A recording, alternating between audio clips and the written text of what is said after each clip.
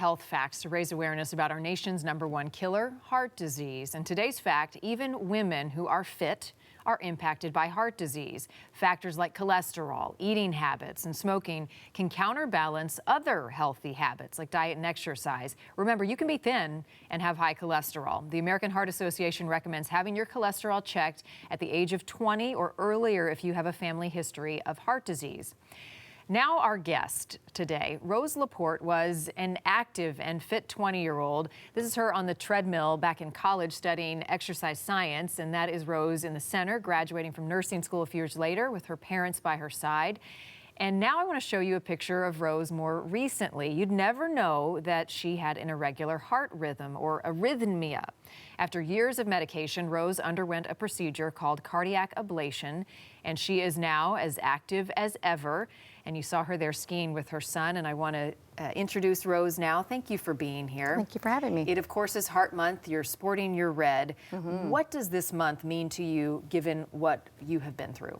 Well, I have the luxury, I guess, of having heart disease hit me in all different areas. I work in cardiac disease, I'm a patient, and I also have family members. So my biggest thing that I would like to push out to everybody is that it can happen to all of us, and I want people to be aware, particularly women.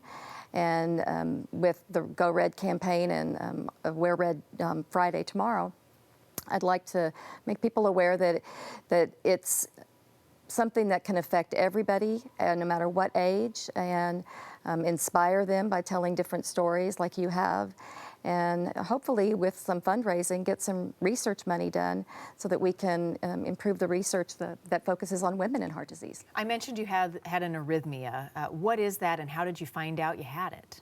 Arrhythmia is a fancy word for an irregular heart rhythm. And there are many different kinds of irregular heart rhythms people can have. There can be irregular and fast, they can be slow. Mine was very, very fast.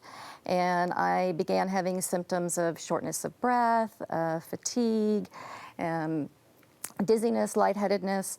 And I was young and I was exercising, and it was unusual. So I finally went and had a cardiologist that I had worked with check it out, did an EKG, and yes, I did have an irregular heart rhythm. So you had an ablation. In fact, you had several. What is that, and how did it help? An ablation is a way of terminating the irregular rhythm. And I like to think of the rhythm of your heart as like the wiring of your heart. And the ablation is where they take a catheter and they go into an artery into your heart. The catheter has a little tip that gets very hot, and it burns a little part of the heart. It sounds horrible. You don't feel it, and you never feel it, but it like cuts that wire and stops the rhythm from happening. And how are you today? I'm still on a little bit of medicine, but I'm doing great. It has not come back. I have a normal heart rhythm rate. I can exercise. I can do what I want. So you're healthy. What is the biggest misconception, since you're also a nurse, about women and heart disease?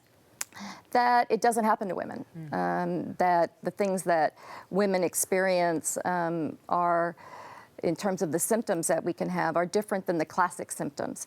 And women have, like I had, symptoms of shortness of breath, they can break out in a sweat, you can get nauseated, and these aren't the classic elephant sitting on their chest.